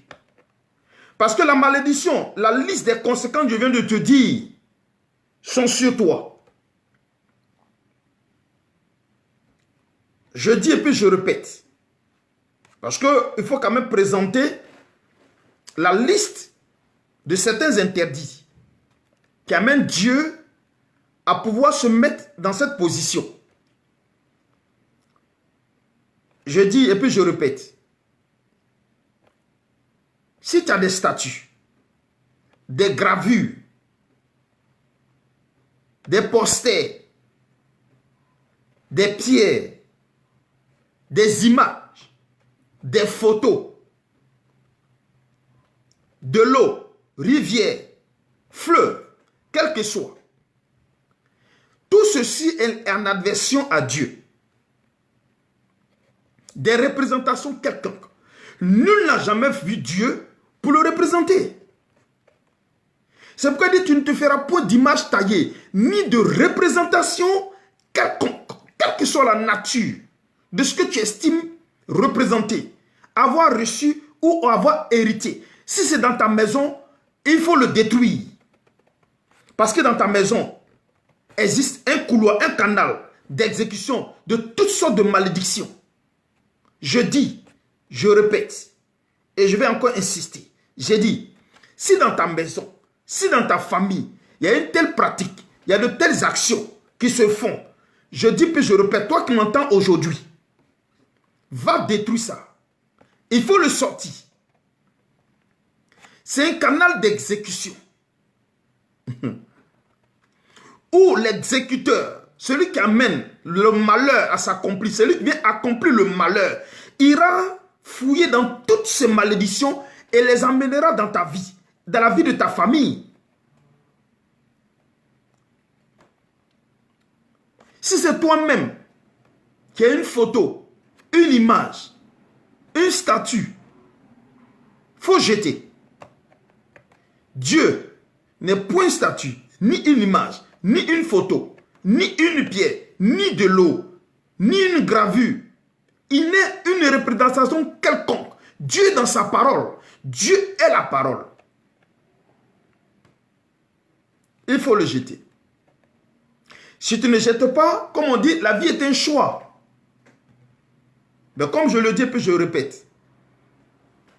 Là, nous n'avons pas cité toutes les 365 lois qui interdisent l'homme, ou toute la malédiction, ou les malédictions qui ont été définies dans le livre de Deutéronome 28, à partir du verset 15 jusqu'au verset 68, ont le droit de s'accomplir. Donc, les 365 lois donnent droit, n'est-ce pas non, à toutes ces malédictions de s'accomplir. Et le sorcier est mandaté. Parce que c'est l'exécutant, parce qu'il est méchant. Le sorcier est mandaté. Le démon est mandaté. Satan est mandaté par Dieu d'aller dans cette liste de malheurs et de les amener sur ta vie.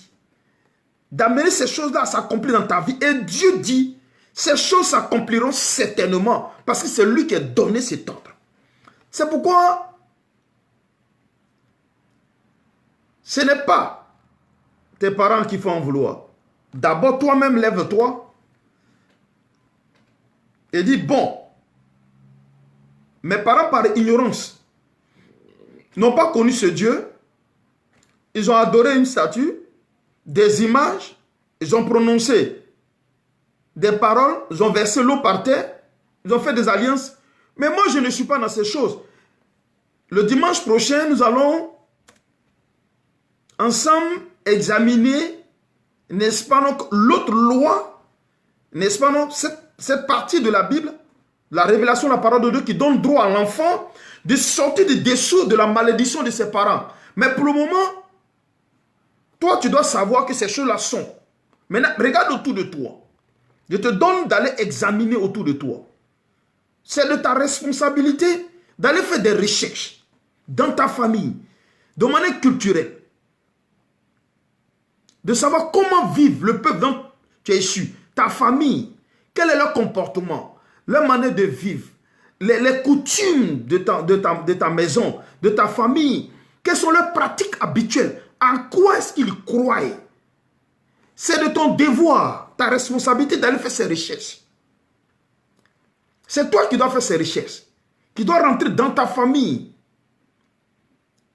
la famille de ton père, la famille de ta mère, pour chercher à savoir quelle est la famille de mon père, quelles sont leurs croyances, quelles sont leurs habitudes, quels sont les rites de leur famille, comment est-ce qu'ils ont vécu, comment est-ce qu'ils vivent, quelles sont leurs habitudes, n'est-ce pas, non? Quelles sont les cérémonies qui définissent l'ordre et la vie de ma famille, que ce soit ceux de mon père, que ce soit ceux de ma mère.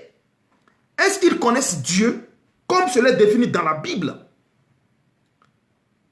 Est-ce qu'ils connaissent Dieu? Est-ce qu'ils ont connu Dieu? Est-ce qu'ils pratiquent Dieu? Ce n'est pas une affaire de « Oh, je ne sais pas, mais chacun adore son Dieu. » Non, Dieu est dans le ciel. Dieu est dans le ciel. Dieu n'est pas sentiment pour dire « Non, j'apprécie les choses selon le cœur des hommes. » Non, non, non. Dieu est Dieu. Il dit « Je punis l'iniquité. » Donc, il n'est pas là, c'est une loi. Une loi, elle n'est pas sentimentale.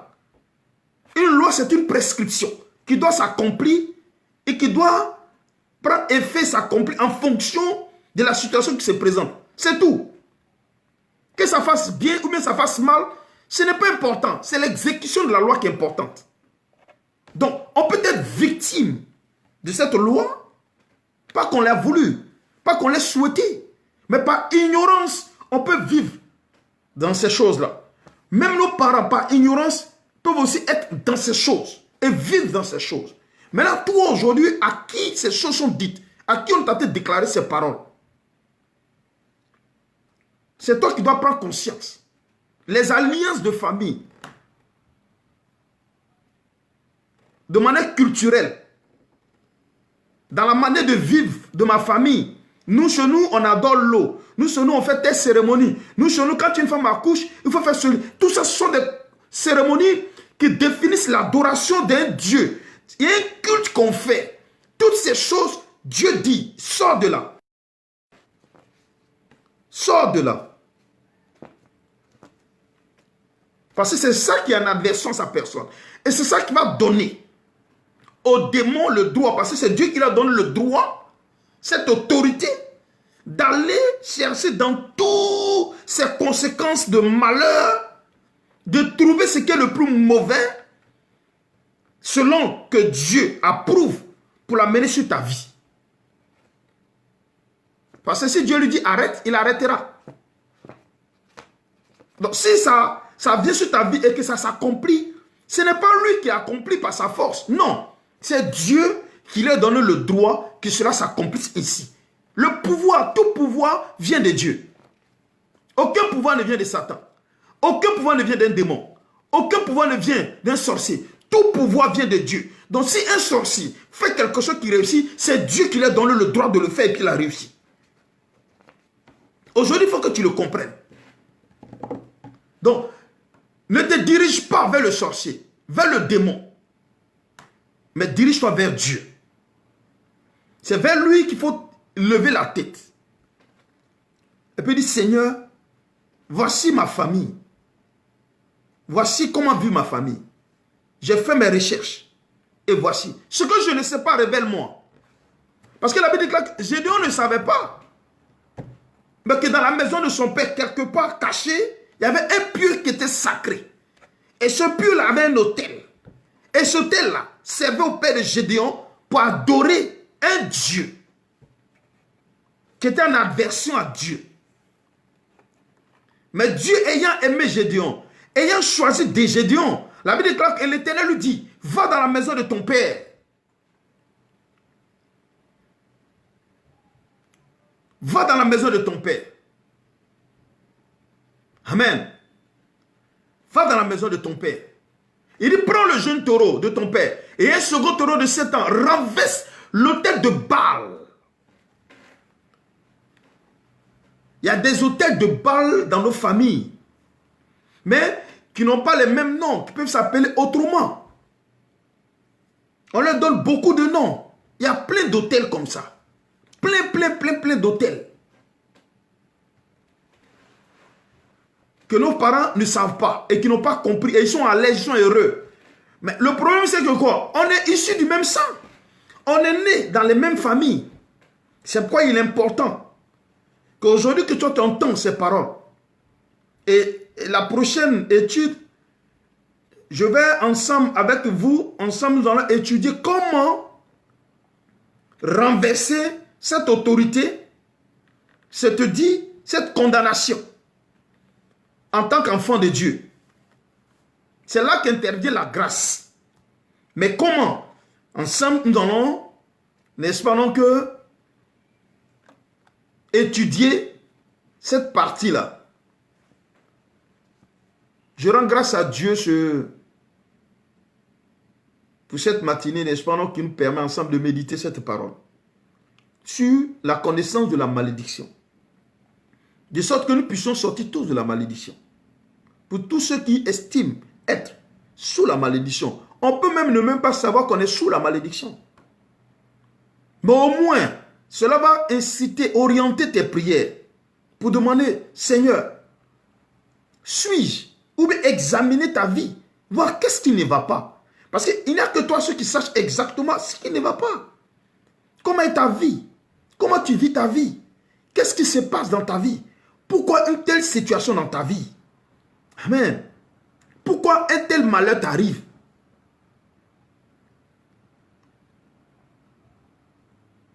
La Bible déclare que l'Éternel a formulé pour nous des projets de bonheur, non pas de malheur. Donc ça veut dire dans son plan. Ce n'est pas le malheur, mais c'est quoi? La bénédiction. C'est le bonheur. Mais pourquoi le malheur nous arrive? Donc, si le malheur arrive, c'est qu'il y a quelque chose qui a créé ce malheur, qui a poussé ce malheur à arriver. C'est à nous de le découvrir. C'est à nous de le comprendre. Afin que cela soit bloqué. Afin que ces choses-là changent. Ce n'est pas de faire plaisir à quelqu'un. Mais c'est de comprendre. C'est de savoir. Ce n'est pas une affaire que je suis d'accord et je ne suis pas d'accord. Non, non. Il est important de savoir.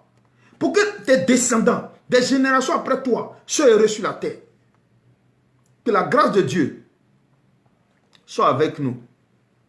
Que la paix de Dieu soit avec nous. Je vais simplement, n'est-ce pas non, dire merci à ce Dieu qui nous permet ensemble d'échanger, qui nous permet ensemble de pouvoir méditer. Cette première partie de tout ce qui est comme malédiction, cette première partie de tout ce qui est comme la malédiction. Comment est-ce que elle vient? Ce que ça veut dire? Et qui a autorisé cela? Qui a défini cela? Qui a établi ces règles-là? N'est-ce pas? De sorte que dans nos vies, nous sachions que voici d'où vient la malédiction. Et vers qui il faut aller pour que cela s'arrête. Je rends grâce à Dieu ce matin. Nous allons prier. Nous allons prier notre Dieu et lui demander, Seigneur,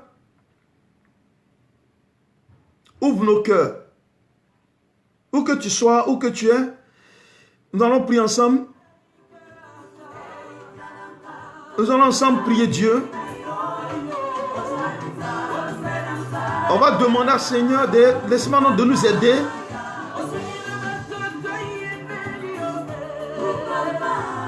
Rentre en toi-même et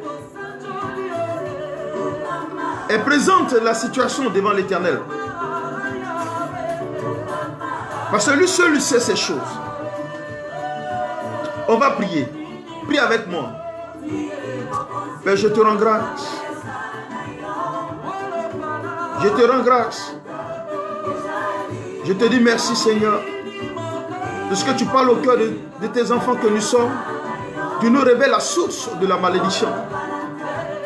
Afin que, Père, nous puissions tous nous y rendre et poser les actes contraires. Les actes contraires qui vont nous amener à la délivrance, Père. Je te rends grâce, Père, de ce que tu ouvres l'esprit de chacun de tes enfants. Pour que nous puissions découvrir et comprendre. C'est le manque de connaissance qui permet aux enfants de Dieu de perdurer dans la malédiction. Mais c'est la connaissance de la personne que tu es. Des lois, des commandements que tu établis. De savoir pourquoi une telle chose persévère ou persiste dans nos vies. Et que nous puissions faire le contraire de ces choses. Et accéder à la vie. C'est pourquoi je te rends grâce, Père. En ce jour, Seigneur. Sois béni encore, éternel, mon Dieu, mon roi, Père. Je te rends grâce, Seigneur. Je te bénis, Père. Sois béni encore, Père. Sois glorifié encore, Seigneur. Soyez bénis, soyez bénis, soyez bénis. Partagez. Partagez. N'est-ce pas que c'est la première partie, n'est-ce pas, de cette étude sur la malédiction?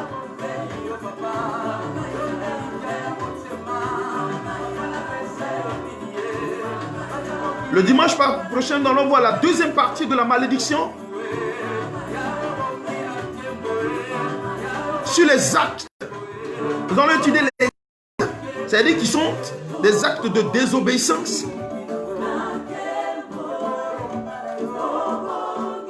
Les actes que Dieu estime que c'est des actes de désobéissance et qui peuvent et qui engendrent la malédiction. Le dimanche prochain, c'est ce que nous allons voir. C'est-à-dire tous les actes qui sont posés et qui engendrent la malédiction. Parce qu'il faut savoir pourquoi. Ce qui va engendrer cette malédiction. Le dimanche prochain, c'est ce que nous allons voir. Les actes que nos parents, sans s'en rendre compte, dans leur ignorance, ont posés, croyant qu'ils avaient raison, croyant qu'ils étaient forts. Nul n'est fort par rapport à Dieu. Nul n'est fort devant Dieu. Tous nous sommes petits. Tous nous sommes petits.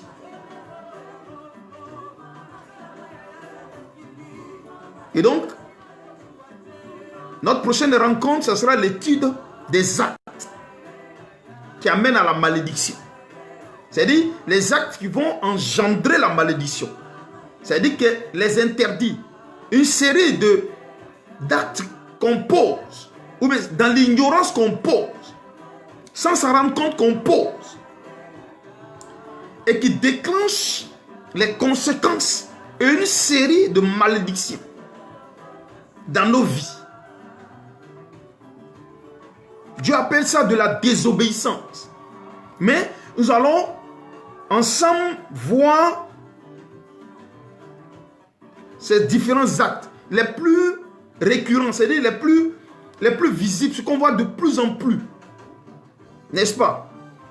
On les voit beaucoup. Et deux fois, on les néglige. Deux fois, on les sous-estime. Or, ce sont ces actes-là qui créent les conditions de la malédiction. Que Dieu, dans sa grâce, nous bénisse. Je vais vous souhaiter un très bon dimanche. Nous allons prier ensemble pour les jours à venir. Pour les temps à venir. Que la grâce de Dieu nous accompagne. Prie avec moi. Où tu es, nous allons remettre entre les mains de Dieu, n'est-ce pas, notre lendemain. C'est-à-dire que demain, tout ce qui va arriver demain, tout ce qui est censé arriver demain. Prie avec moi.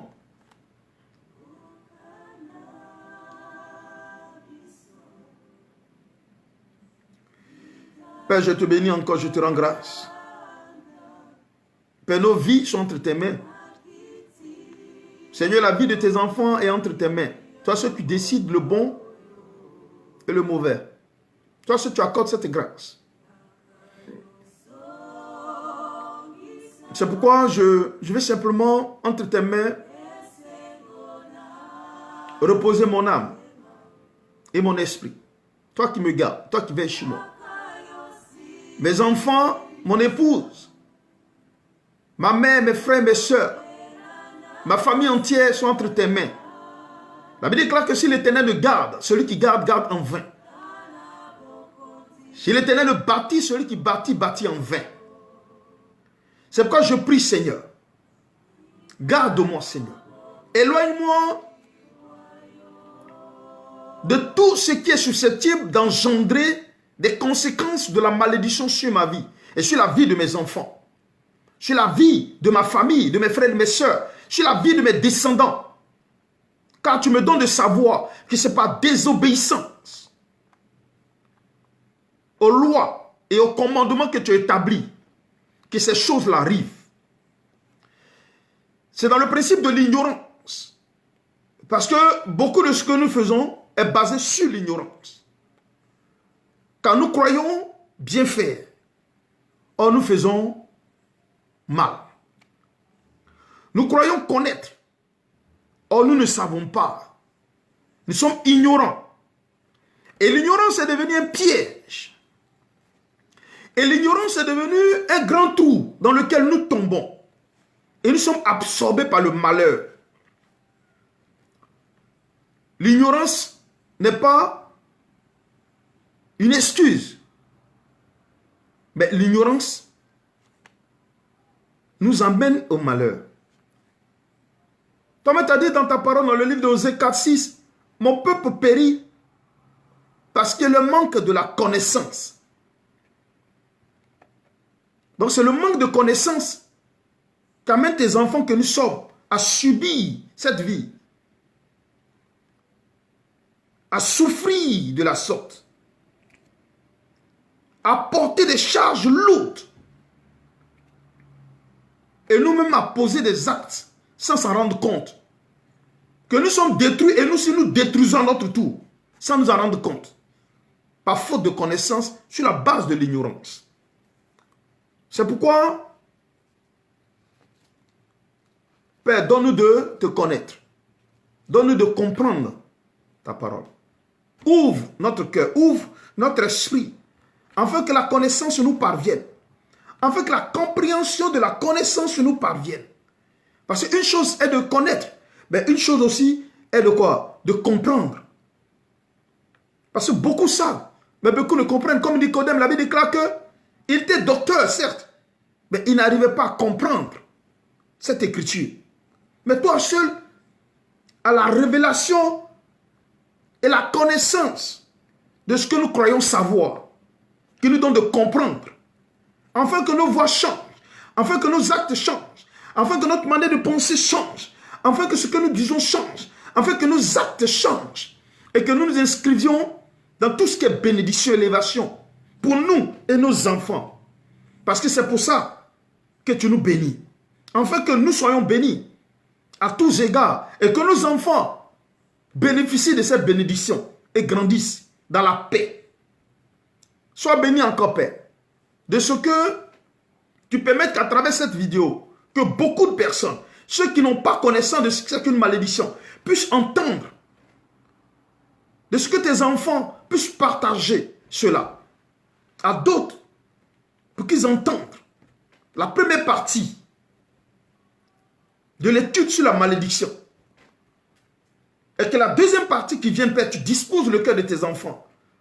Qu'ils invitent le maximum de personnes à entendre les actes qui sont posés, qui engendrent la malédiction. Et quel genre de malédiction? Parce que les conséquences sont multiples. Parce que les conséquences sont à court terme, à moyen terme et à long terme. Donc, à quel niveau se situe le malheur sur ta vie, ou bien dans la vie, selon l'acte qui est posé, le malheur qui vient, ce serait un choix d'un malheur à court terme, à moyen terme ou à long terme. Dieu nous permet d'étudier cela, pour nous rendre compte que tel acte que nous posons, les conséquences sont à court terme.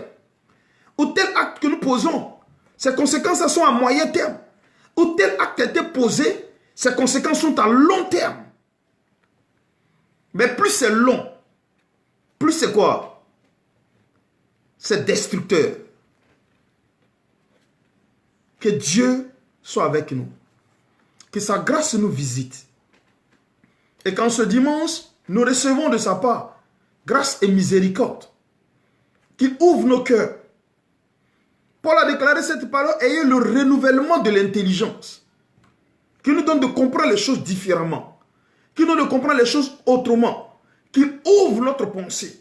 Qu'il ouvre notre pensée. Et que l'ignorance puisse sortir et donner place à la connaissance.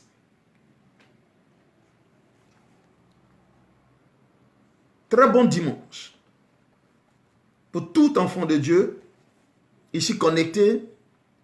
Que Dieu bénisse tous ceux qui sont connectés, tous ceux qui nous prennent en main, tous ceux qui vont écouter. Que la grâce de Dieu parle dans le cœur de chacun, qu'il fasse du bien à chacun de vous, à vos familles, à vos enfants. Que toute cette semaine qui vient, que le sang de l'agneau nous couvre, que son ombre nous environne, que sous ses ailes nous soyons cachés, que sous son ombre nous soyons cachés, que sa main soit sur nous et qu'il nous fasse du bien. Dans le nom puissant de notre Seigneur Jésus-Christ. Très très bon dimanche dans vos maisons. Paix à chacun de vous. Grâce à chacun de vous. Et que la miséricorde de Dieu soit avec nous. Nous avons prié. Soyez bénis. Amen.